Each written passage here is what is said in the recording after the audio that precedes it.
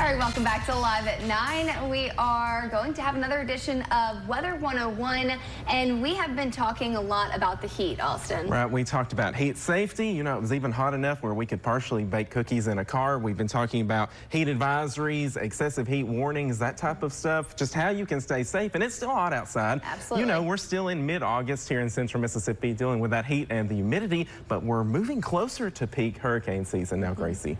Yeah, we definitely are, Austin. So that's why we want to start jumping into our next edition of Weather 101, and that's going to be focusing on all things tropical weather. So today we're going to give you a basic overview of the tropics, and let's talk about what is a tropical cyclone: a rotating organized system of clouds and thunderstorms that originates over tropical or subtropical waters, and it has a closed low-level circulation. They rotate counterclockwise in the northern hemisphere, and that is the official National Hurricane Center definition.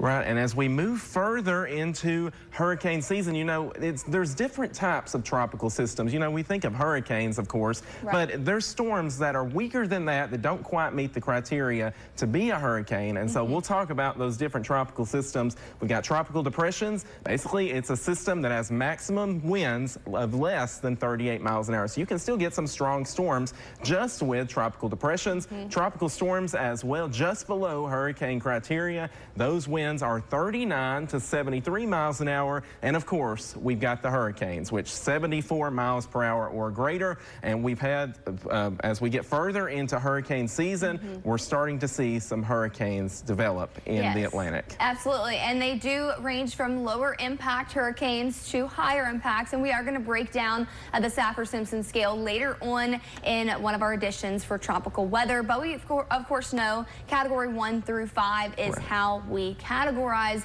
the strength of those hurricanes. So earlier in the season, we really start to see maybe some tropical storms here and there, some tropical depressions. But as those waters do ramp up, the heat of the water in the Atlantic, we see some more activity, the frequency of storms named, and also the strength of those storms start to ramp up. And that is the peak time for hurricane season. Usually in mid-August through mid-September, we start to see a lot of activity. You can see it here on our tropical frequency. Hurricane season does begin June 1st and it goes all the way through November 30th, but the technical climatological peak for the season is September 10th. Right, and that's when we'll start seeing more of these systems ramp up in the Atlantic. Here's a list of those names. Some of those we've already seen this season, but we will see more undoubtedly as we continue to go towards the peak of hurricane season coming up in September and further throughout the end of the month.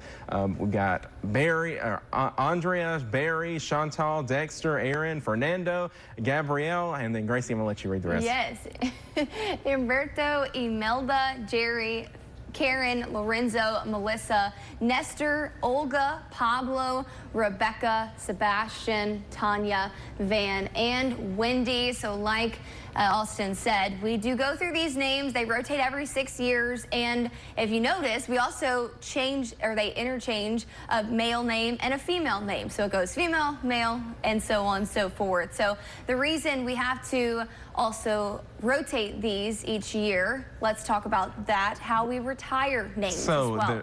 So if a storm is just so bad, it has catastrophic impacts, causes death, a lot of damage. If it brings fear when people hear its name, that's the criteria generally for a hurricane getting its name retired. Some of those well-known names are infamous names. Unfortunately, Katrina back in 2005, Gustav in 2008, Irene in 2011. You'll notice they're not all Category 5 storms. Irene was a Category 3, and then we've got the later ones, Beryl in 2024, Helene in 2024 as well, and then Milton. Just these are some of the most recent retired names that may be more well known to those here in Mississippi, just of recent.